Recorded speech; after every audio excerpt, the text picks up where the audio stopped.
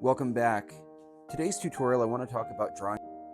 Now I know a lot of artists hate drawing horses. I think it's because of their visual mechanical complexity, but I think a lot of it stems from a lack of understanding of equine anatomy.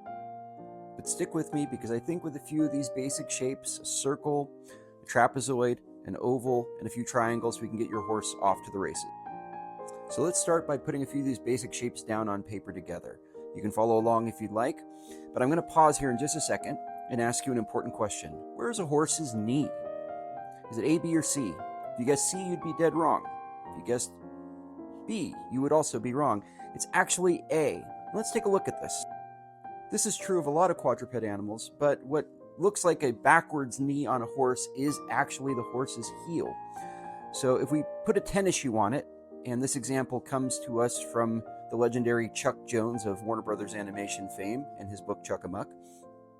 Now that we understand that, I think it will help a bit in getting those legs put in place. So here's a more finished looking horse, or at least a framework for one. And then you can layer back on top of that to add in surface details, hair, shading, things that are going to make this look a lot more like a horse. Not too bad, right? But let's take this a step further. Remember, working general to specific, we can really draw anything. Let's try a horse from a different angle this time. So when drawing from other angles, the same exact shapes apply. You can see I'm using circles and trapezoids primarily to get my horse in place.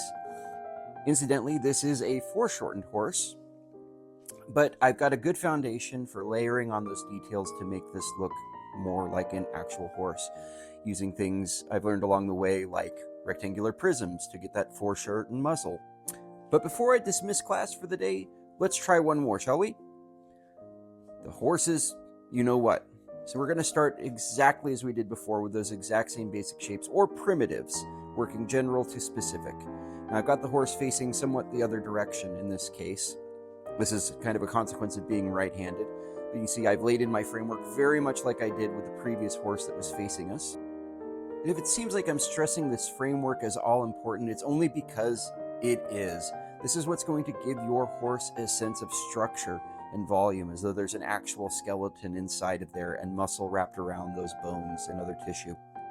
If it seems like I'm stressing this framework as all important, it's only because it is. But in conclusion, always use those basic shapes, working general to specific. That horse's knee is pretty complex. It's in its flank, but understanding this will help with your horse anatomy. And even simplified horses can be tricky to draw. So have fun, stay relaxed, and work loosely, and don't be discouraged by mistakes. Get back on that horse and ride.